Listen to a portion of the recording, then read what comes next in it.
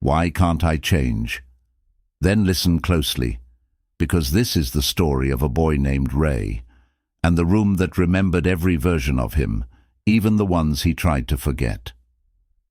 Ray wasn't afraid of the world. He was afraid of himself, afraid of the thoughts he couldn't control, afraid of the emotions that arrived without permission, afraid of the past he pretended never happened. One night, unable to sleep, Ray walked through his old house.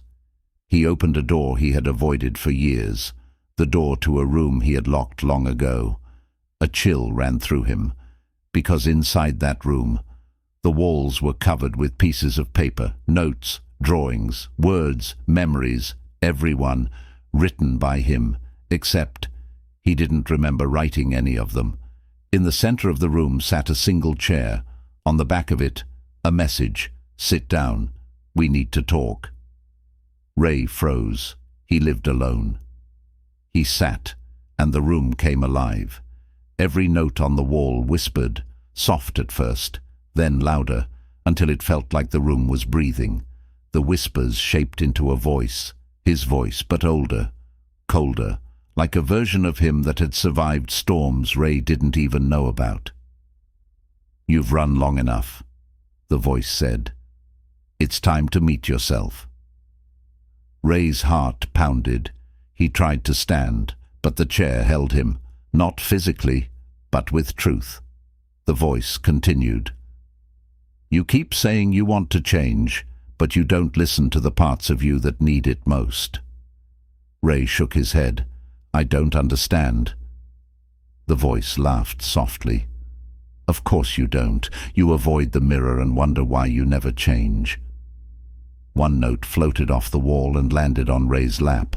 It said, "Stop chasing who you want to be. Fix why you aren't him yet." Ray felt his chest tighten. He wasn't in a room anymore. He was inside his mind, and the part of him he avoided was finally speaking.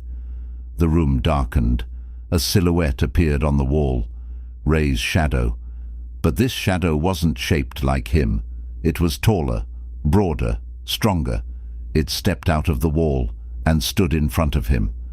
Ray whispered, "Who are you?" The shadow answered, "I am who you could become, but only if you have the courage to leave who you are." Ray felt tears rise. He had spent years running from his pain, his failures, his insecurities, and they had grown into a giant version of him, a version he now had to face. The shadow leaned forward and said, "Every day you fight people, circumstances, excuses, but not once have you fought me, the weaker version of yourself." The room shook. Ray realized the truth. The battle of his life had never been outside. It had always been inside. The notes on the wall began to burn, their ashes swirling around him like pieces of his past, disintegrating.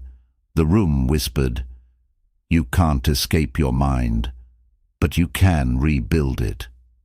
Ray fell to his knees. He whispered, "I don't know how to change." The shadow gently placed a hand on his shoulder. "You don't change by becoming someone new. You change by no longer being who you were." Ray closed his eyes. Every lie he told himself, "I'm not good enough. I always fail. I can't do this," echoed and cracked like glass breaking. The shadow stepped back into the wall and disappeared. The burning walls stopped. Silence filled the room, and on the ground in front of him a final note appeared. It read, "You are not broken. You are unfinished. Get up." Ray stood.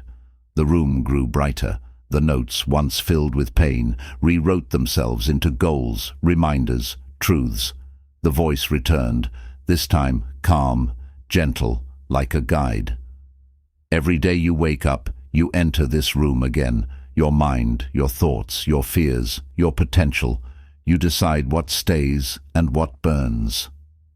Ray walked to the door. Before leaving, he whispered, "I'm ready." The room replied, "Then rebuild yourself, one thought at a time." Ray closed the door behind him, not to escape the room, but to return to life with a mind finally his own. You don't lose to the world. You lose to the battles inside your mind that you refuse to fight. When you confront your shadow, not run from it, you unlock a version of yourself that has been waiting for years. Your past does not define you. Your thoughts do not own you. Your mind is not a prison. It's a room, and you get to rebuild it.